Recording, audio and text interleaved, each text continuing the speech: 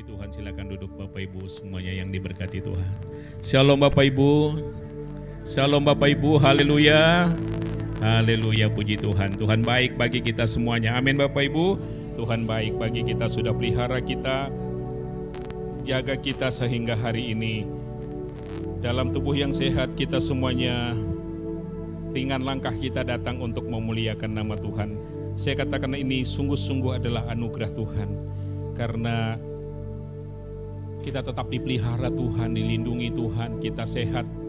Seperti sering saya katakan pada saudara, kalau saja kita kurang sehat, apalagi hari-hari ini, suhu tubuh kita saja naik sedikit, jangankan ke gereja, ke mall pun kita disuruh pulang Bapak Ibu ya. Tapi gereja ini masih banyak cukup toleransi. Pak Yoga sudah siapkan bangku di depan sana Bapak Ibu, yang suhu tubuhnya agak tinggi, tetap juga bisa ke gereja, tapi ditemani Pak Yoga di belakang sana. Kalau seraya kita doakan supaya dia sembuh, maksudnya mungkin seperti itu. Puji Tuhan, kalau anak kita saja kurang sehat, suami istri kita nggak sehat, pasti kita kepikiran, ke gereja nggak ya? Kalau hari ini kita sehat, bukankah ini anugerah Tuhan? Tidak yang kita pikirkan, hidupku ada dalam tangan Tuhan. Amin Bapak Ibu ya.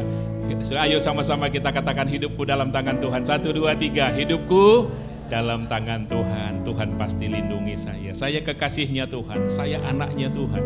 Sebagai orang tua, saat kita lihat anak kita ngos-ngosan nafasnya, kasihan kita saudara-saudara. Selagi apa yang kita bisa buat bagi anak kita, pasti kita upayakan. Bisa kita bayangkan bagaimana Tuhan dengan kita. Pasti yang terbaik Tuhan upayakan bagi kita. Itu sudah nyata memang, saudara kekasih. Mari kita buka kitab kita dalam kitab Kejadian pasal yang ke-44 Bapak Ibu yang diberkati Tuhan. Kejadian pasal yang ke-44, di situ ada satu perikop yang tertulis di atasnya, Yehuda membela Benyamin. Saudara-saudara, Yehuda dia bela Benyamin. Ya. Yehuda dan Benyamin itu adalah anak-anak Pak Yakub, saudara kekasih, yang 12 orang.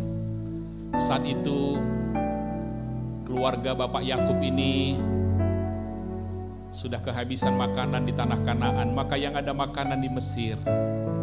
Mereka tidak tahu kalau Yusuf yang penguasa di Mesir itu adalah keluarganya, adalah saudaranya. Dalam keadaan kesulitan, maka Yehuda di sini tampil sebagai saudara kekasih penengah. Karena Benyamin dalam masalah, dalam persoalan yang berat, dianggap dia sebagai pencuri, maka dia harus ditahan di tanah Mesir, saudara kekasih. Akhirnya tampillah Yehuda sebagai penengah, bagaimana supaya masalah ini selesai. Mari kita lihat mari kita perhatikan uraian ini. Kejadian pasal 44, saudara kekasih, menyingkat pembacaan ini saya baca di ayat yang terakhir di perikop ini. Coba saudara lihat di ayat yang ke 33, saudara-saudara, ayat 33 dan 34, mari kita baca bersama-sama. Walaupun uraian ini ada dari ayat yang ke-18, itu boleh dikatakan sebuah khotbah, saudara kekasih, sebuah ceramah daripada Yehuda kepada Yusuf, maka ada hasilnya. Ini bagian akhir, coba kita baca ayat yang ke-33 dan 34 dari Kejadian pasal yang ke-44. Ayo kita baca dengan mengeluarkan suara kita. 1, 2, 3. Oleh sebab itu, baiklah hambamu ini tinggal menjadi budak tuanku, menggantikan anak itu, dan biarlah anak itu pulang bersama-sama dengan segenap saudaranya. Sebab masakan aku pulang kepada ayahku, apabila anak itu tidak bersama-sama dengan aku tidak akan sanggup melihat nasib celaka yang akan menimpa ayahku. Ini bagian terakhir daripada kata-kata Yehuda tadi kepada Yusuf, saudara kekasih. Telah dia terangkan bagaimana pertama kami datang ke Mesir membeli gandum. Kami diinterogasi oleh Tuhan, kami terangkan semuanya. Saya jelaskan, demikian penjelasan saya. Ada saudara saya, ada bapak saya yang sudah tua. Itu dijelaskan oleh Yehuda kepada Yusuf. Terakhir bilang begini, kayaknya kata-katamu semua bohong, katanya Yusuf begitu. Membuktikan kata-katamu benar, kamu pulang aja sekarang ke Kanaan, bawa gandum, Tapi satu dari saudaramu yaitu Simeon, ya Simeon Bapak Ibu, ya, tinggal di sini terkurung. Ya. Lalu kamu pulang, nanti kamu datang lagi sini, bawa adikmu yang namanya Benyamin itu, supaya saya tahu apakah omongan kamu itu benar kan begitu ya, benar nggak omongan kamu itu. Jadi bisa saudara bayangkan bagaimana mereka dalam tekanan, saudara kasih. Maka saudaranya tinggal satu di Mesir ini. Waktu mereka sampai di tanah Kanan, bapaknya kaget. Mana saudaramu yang satu? Nangis bapaknya. Anakku satu Yusuf sudah mati. Sekarang anakku Simeon gak ada lagi kamu bawa. Dalam keadaan nangislah begitu, tertekan dia bapaknya. Lalu setelah habis gandum itu, kan mesti belinya ke Mesir lagi, sering dikasih. Tapi bapaknya gak izinkan yang namanya Benyamin ini pergi ke Mesir untuk membeli gandum. Jadi posisi anak-anak Yakub ini tadi jadi dilema. Jadi Yehuda bilang begini, Pak, kalau Bapak izinkan dari pertama kami berangkat, saya tahu kok orang di Mesir itu baik, gak akan dia bunuh Simeon di sana. Kalau Bapak izinkan Benyamin bersama dengan kami, sudah 2 kali kami pulang ini Pak. Tapi kalau Bapak nggak izinkan Benyamin, kami nggak bisa pergi ke sana. Bapak Ibu, ya, hari ini saya beri judulnya adalah hidup yang diubahkan, saudara-saudara. Yang kita sebutkan bersama-sama, hidup yang diubahkan. Diubahkan itu bagaimana kalau berubah, sering kekasih ya? Bukan seperti yang seperti tontonan yang gitu, berubah gitu tiba-tiba. Dari orang loyo-loyo nggak berguna jadi kuat, itu juga berubah. Sering kekasih. Berubah itu ya rambutnya hitam berubah jadi, karena orang Belanda itu juga bisa berubah, sering kasih. Dulu kecil besar itu biasa, saudara-saudara. Yang berubah di sini adalah dulu nakal, sekarang jadi baik. Berubah juga, dulu baik sekarang nakal, itu juga berubah juga, saudara-saudara. Dulu peduli orang lain, sekarang cuek. Dulu baik-baik, sekarang musuhin semua orang, itu juga berubah. Tapi perubahan yang dialami oleh Yehuda hari ini adalah perubahan yang total, saudara kasih. Perubahan yang menyeluruh. Hari ini kita membaca tanggapan-tanggapan kata-kata Yehuda ini. Saudara kasih, dia bisa membayangkan bagaimana ini dia mengambil alih kan. Mengambil alih, dia katakan apa dalam kata-katanya? Oleh sebab itu, baiklah hambamu ini tinggal di sini menjadi budak ya. Yang bersalah, yang kena tuduhan waktu itu adalah Benyamin. Maka semestinya karena dia yang bermasalah, dialah yang menjadi budaknya Yusuf di tanah Mesir, tinggal dia. Tapi yang dia bayangkan bagaimana nanti kalau dia pulang bapaknya nggak lihat Benyamin. Ya, padahal bapaknya itu bilang dia nggak bisa hidup kalau nggak ada Benyamin. Setelah Benyamin ini adalah kakak adik dengan Yusuf, saudara kasih. Itu anak Rahel. Rahel itu anaknya 2, Yusuf dan Benyamin, Bapak Ibu. Maka sejak Yusuf nggak ada lagi, Benyamin itu seperti nggak bisa lagi hidup kalau nggak lihat anaknya yang satu ini tadi, si Benyamin. Jadi di sini Yehuda, saudara kasih, dia apa kita sebutkan menjadi pahlawan begitu ya. Nggak apa-apa. Sekarang posisinya Benyamin yang bersalah. Tapi supaya Benyamin ini tidak menjadi budak di tanah Mesir, dan waktu dia pulang, bapaknya sehat-sehat, ya, maka gak apa-apa, aku saja yang ganti menjadi budak. Kata-kata ini sering kasih dalam bahasa aslinya, dia kata, biar aku saja yang menjadi penunggu rumahmu. Aku terus duduk di rumahmu, menjadi pesuruh, menjadi apapun ya, yang engkau mau. Asalkan siapa? Benyamin pulang ke rumahnya. Supaya apa? Supaya bapaknya sehat. Jadi sekarang dia memikirkan bagaimana supaya bapaknya bahagia. Bagaimana supaya Benyamin bisa pulang. Biar saja aku. Nah, ini kan ya.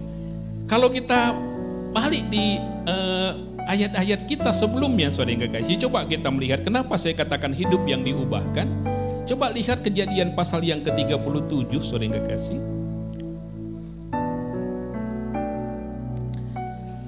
Di situ kita membaca perikop yang kedua Kejadian pasal yang ke-30 itu Yusuf dijual ke tanah Mesir, ya kan? Yusuf dijual ke tanah Mesir. Nanti saudara baca ayat-ayat ini. Satu saya bacakan buat kita.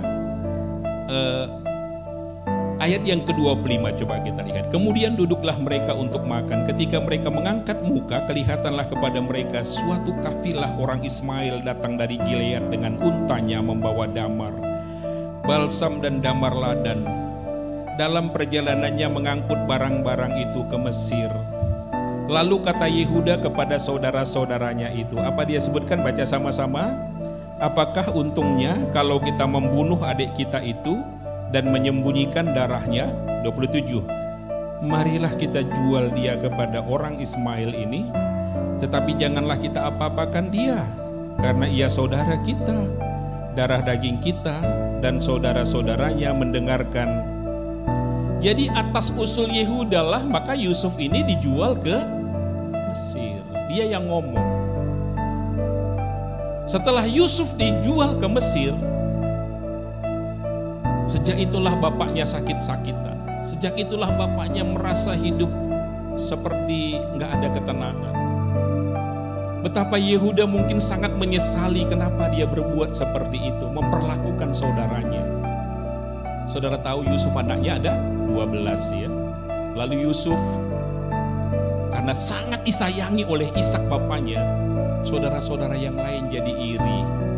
Jadi sebagai orang tua, betapa kita harus memperlakukan anak kita semua sama supaya tidak ada yang iri satu dengan yang lain. Kalau saya di rumah kami, anak kami 4, yang paling saya sayang satu, mamanya yang perempuan ini. Semua anaknya ini sama saya sayang semuanya.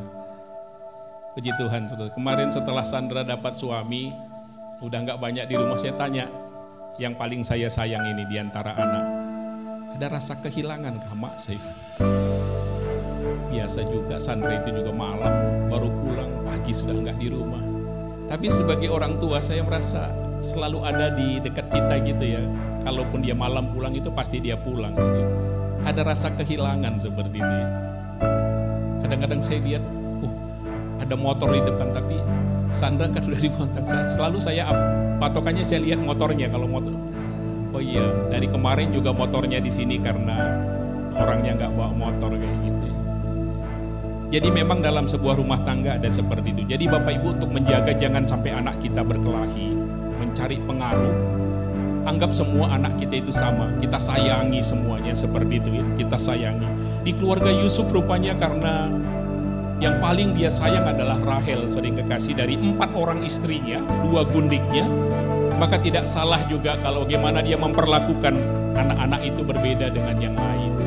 Maka di antara anak-anaknya ada yang cemburu, saudara kekasih. Maka sebagai pelampiasan daripada kemarahan mereka, dijuallah Yusuf ini tadi. Atas saran siapa? Saran Yehuda. Bagaimana Yehuda dia tega, saudara kekasih. Bagaimana dia gak peduli dengan Benyamin tadi. Pun dia tidak peduli dengan bapaknya yang sangat sayang pada Yusuf ini tadi. Maka sejak itulah Yusuf dibawa ke Mesir dan sama-sama kita pahami bahwa bagaimana proses Yusuf ini di negeri Mesir, saudara yang kasih, dalam kesetiaannya karena disertai Tuhan, dia menjadi berhasil. Justru dialah yang menjadi penguasa di tanah Mesir yang nomor 2 sesudah Firaun. Karena ada hikmat Tuhan. Dia bisa mengertikan mimpi Firaun dan lain sebagainya. Dia bisa memanajemen semua aturan-aturan kelimpahan harta, kelimpahan hasil tanah Mesir selama masa kelimpahan itu. Dia yang mengaturnya. Maka semua orang berjual beli melalui dia, atas sarannya dia. Bapak Ibu, Yehuda mungkin melihat bagaimana perubahan sikap pada diri ayahnya. Sudah nggak semangat lagi dia hidup. Tapi puji Tuhan bapaknya masih semangat karena ada Benyamin. Sekarang Benyamin dalam keadaan masalah, mau ditahan di Mesir. Saudara yang kekasih, ini yang saya katakan tadi, perubahan hidup. Rupanya Yehuda dia belajar. Selama ini yang membuat ayahnya semangat lagi hidup karena ada Benyamin. Dan dia pun merasa sangat menyesal karena dulu dia menjual Yusuf ke Mesir. Sekarang kalau nggak ada lagi Benyamin, bagaimana nanti nasib ayahnya? Dia memikirkan, bukan dia mikirkan dirinya, dia mikirkan ayahnya. Saudara kekasih, Ini yang namanya kita bilang tadi diubahkan ya. Dia mengalami pembaharuan. Kalau selama ini dia nggak peduli, mau kamu susahkah, yang penting dia dapat uang, kan begitu arti kata menjual tadi kan. Dia nggak tahu Yusuf itu mau matikah di Mesir, mau jadi apakah yang dia nanti di sana. Yang penting dia dapat uang. Saya kekasih, ini kehidupan yang lama kalau saya sebutkan. Kehidupan yang mengikuti hawa nafsu, terbawa emosi, terbawa rasa benci, iri, dengki, dan lain sebagainya. Tapi kita melihat melalui sebuah proses. Dari pasal yang ke-37 bagaimana keluarga Yusuf tadi berlanjut kita membaca rupanya Yusuf dibaharui, Yehuda dibaharui oleh Tuhan. Maka sekarang tiba pada puncaknya. Dia belajar, bagaimana dia belajar dari kebenaran. Dia dipulihkan Tuhan, saudara-saudara. Dia tidak ingin ayahnya kecewa. Dia tidak ingin ayahnya mati. Dia tidak ingin dia tidak ingin Benyamin menjadi budak. Diperlakukan sebagai budak. Kalau budak pada zaman dulu saudara tentu tahu. Dibunuh pun budak itu enggak, tuannya enggak dituntut, saudara yang kasih. Maka betapa banyak kali perbudakan harus dihapus dari muka bumi, saudara yang kasih. Karena budak itu dia tidak punya masa depan. Karena dia dijual belikan seperti barang, seperti binatang, seperti itu. Maka puji Tuhan hari-hari ini di seluruh dunia perbudakan sudah dihapuskan. Tapi begitulah gambarannya. Yusuf, Yehuda dia katakan gak apa-apa aku yang menjadi budak. Menggantikan siapa? Menggantikan Benyamin. Dia bayangkan bagaimana bapaknya nanti kecewa. Dalam kata-katanya kita belajar saudara kekasih sungguh bijaksana. Seiring dengan waktu, dengan dia dipulihkan Tuhan, maka dia dipenuhkan dengan hikmat daripada Tuhan. Katakan amin saudara-saudara ya. Kata-kata sebelumnya kita membaca tadi bagaimana dia berbicara bahwa dia enggak terlalu peduli, yang penting dia untung. Tapi seiring waktu, dalam pembelaannya Yehuda membela Benyamin. Saudara baca nanti dari ayat yang ke-18. Bagaimana dengan nada yang sangat-sangat menusuk hati, kata-kata kebenaran, saudara yang kekasih, kata-kata orang yang dipulihkan, itu bisa membuat orang terharu mendengar kabar yang benar. Ini Yehuda tidak mengarang-arang sebuah pembelaan, saudara yang kekasih, supaya dia dapat belas kasihan dari penguasa Mesir itu, enggak. Tapi apa adanya, betapa berbedanya kata-kata kebenaran yang diucapkan oleh seorang yang dibaharui oleh Tuhan dengan kata-kata manipulasi yang disebutkan orang yang tidak mengenal Tuhan, saudara-saudara. Kalau saudara baca nanti ayat selanjutnya, kata-kata Yehuda tadi puncaknya adalah pasal yang ke-45 itu Yusuf nangis, saudara-saudara. Yusuf dia menangis, dia meraung-raung, tertusuk hatinya. Mendengar kata-kata kebenaran yang diungkapkan oleh Yehuda. Yang sekali lagi kita sebutkan tadi, orang yang dipulihkan Tuhan. Katakan amin saudara-saudara ya. Orang dipulihkan Tuhan. Betapa luar biasanya dampak pengaruh orang yang berubah hidupnya, saudara yang kekasih. Dari hidup yang suka menang sendiri, suka sendiri, yang suka-suka beta, yang penting beta suka, beta punya hak. Itu kan dipulihkan dari hidup Yusuf ini tadi. Gak mau tahu dengan orang lain, baper sendiri, gak ngurusin orang lain, terserah orang mau apa. Yusuf mau matikah, bapaknya celakakah, dia gak peduli. Saudara lihat betapa berubahnya. Nanti saudara yang kekasih baca di rumah ayat-ayat ini ya, pasal yang ke-45 saudara temukan. Terakhir Yusuf bilang begini, aku Yusuf, aku adikmu yang kau jual ke Mesir. Aku Yusuf yang kau bilang sudah mati itu. Aku masih hidup. Masih hidupkah bapakku? Sampai dia nangis, saudara yang kekasih. Dengar kata-kata daripada Yehuda tadi.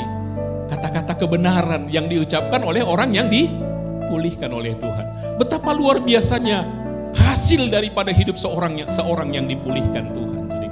Ini juga karena Yusuf sendiri tahu bagaimana dulu di depan matanya atas saran kakaknya yang jahat ini tadilah, maka dia dijual ke Mesir, saudara-saudara. Dia lihat wajahnya Yehuda dengan kemarahan, kebencian, dia cemburu. Jual saja, anak model begini mungkin saudara, sempat juga mungkin dia ditinju, ditumbuk. Bagaimana Yusuf diperlakukan sebelum dia dipulihkan Tuhan. Itu hasil Yusuf dibawa ke Mesir. Sekarang manusia yang sama, saudara kekasih. Begitu ngomong dari kebenaran, Yusuf bisa melihat ini orang yang sudah dipulihkan Tuhan. Itu tertusuk hatinya, saudara kekasih. Pasal 45, Yusuf nangis, saudara kekasih. Aku Yusuf, dikata, aku saudaramu. Inilah perkataan kebenaran yang keluar dari hati orang yang dipulihkan oleh Tuhan, saudara kekasih. Berarti kalau kita semua dipulihkan, kata-kata kita akan memberkati orang lain.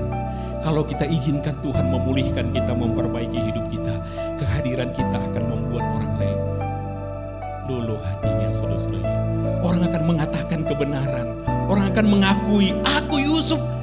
Yehuda nggak bilang, kau Yusuf kan, kau adekku kan, nggak, dia bilang. Tapi Yusuf sendiri yang ngaku, aku Yusuf saudaramu yang kau jual dulu.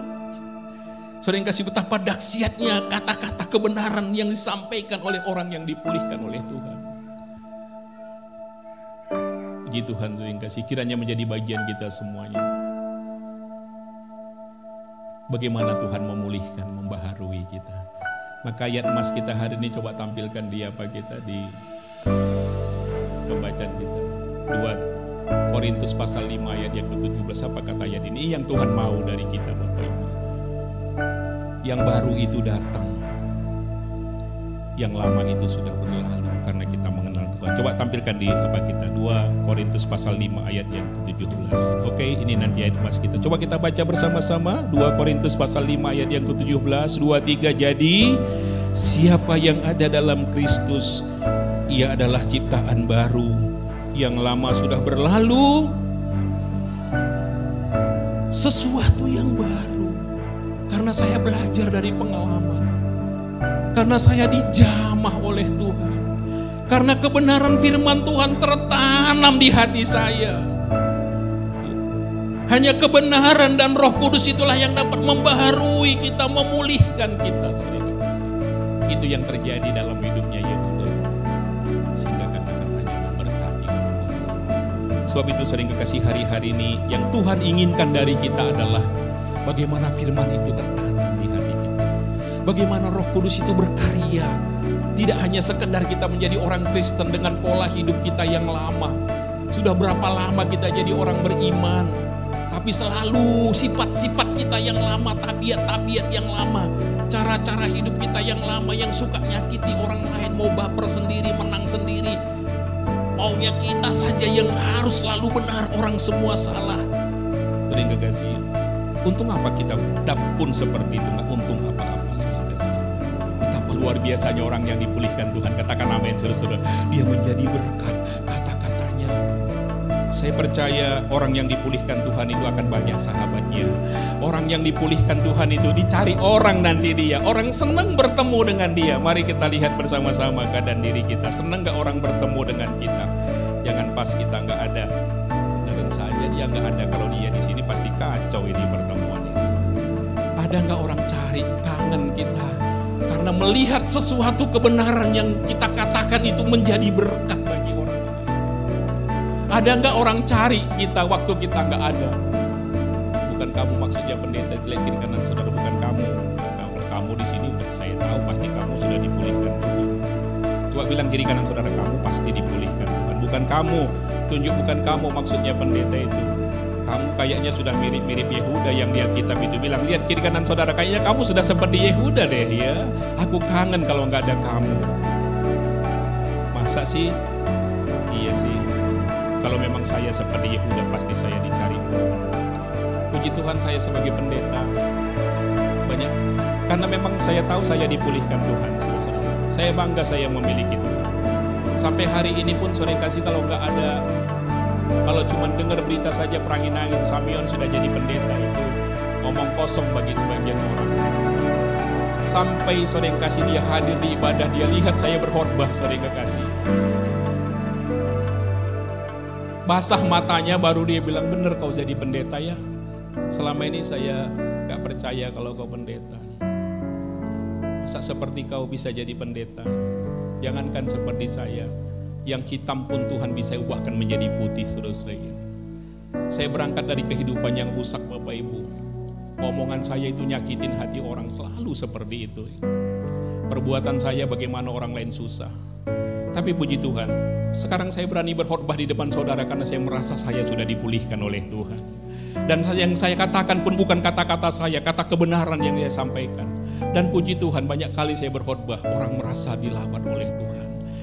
Makanya saya berusaha mengatakan kebenaran. Ini firman Tuhan, bahwa orang yang setia mengizinkan Tuhan dan Roh Kudus berkarya dalam hidupnya, lambat atau cepat semakin indah dia alami lawatan Tuhan dalam hidupnya.